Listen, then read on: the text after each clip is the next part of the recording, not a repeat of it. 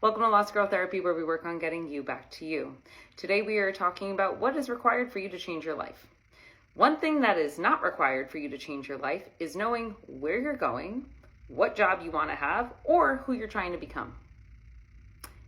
I know.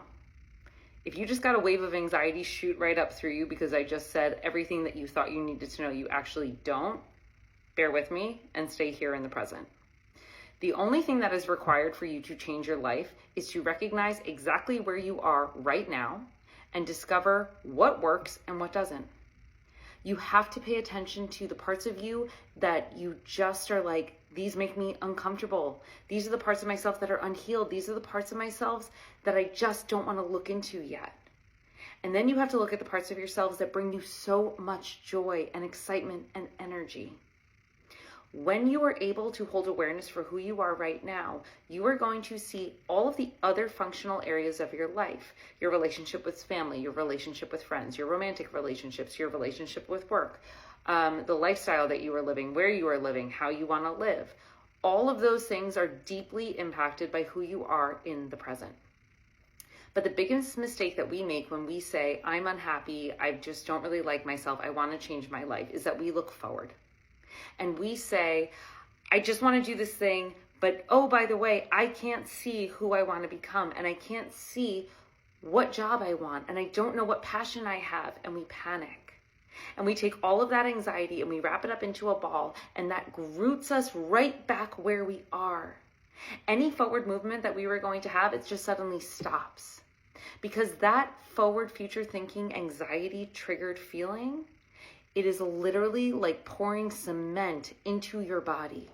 There's no room for growth. There's no room for movement. There is no room for you to even decipher if a potential job change or a potential move across the country is going to feel right and good, because you actually cannot feel yourself. When you are trying to change your life, all it takes is courage to sit with who you are right now. And to be perfectly honest, that is hard. There is nothing easy about sitting with who you are right now, because we have so much messaging and we have always been conditioned to look outside of ourselves to become something different, as if who we are right now isn't good enough. But true awareness, growth, and the ability to change, it all comes from utilizing what you have inside of you, because you have every single thing that you need.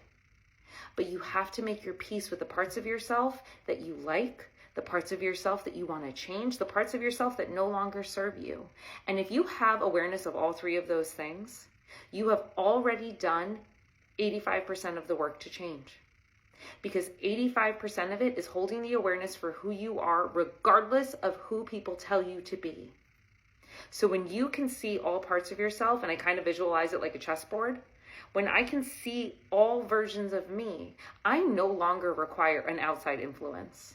I no longer require someone to tell me what they think feels right and good for me, because I already know. I know how I operate in spaces. I know what makes me a better person. I know what conditions are going to allow me to grow and what conditions are going to stress me out and stagnate me. As long as you have awareness for who you are right now, you can literally change anything in your life. But if you subscribe to the feeling that you need to decipher who you're trying to become before you actually change, that time, that period of just being stuck, of never feeling like you're going to get going, it is going to continue. Because there is no way that you can figure out who you want to become if you don't have the courage to decide who you are right now is enough. If you cannot sit in the space to say, who I am right now is who I am, and I'm actively working on changing and molding and altering and accepting who I am, until you accept that, until you hold the entirety of yourself in awareness and acceptance and faith that who you are right now is actually different from who you once were and who you're going to become. Once you have that, every single thing, every step that you're going to take, every change that is about to come your way, you can do them. And that is the space where everything gets exciting.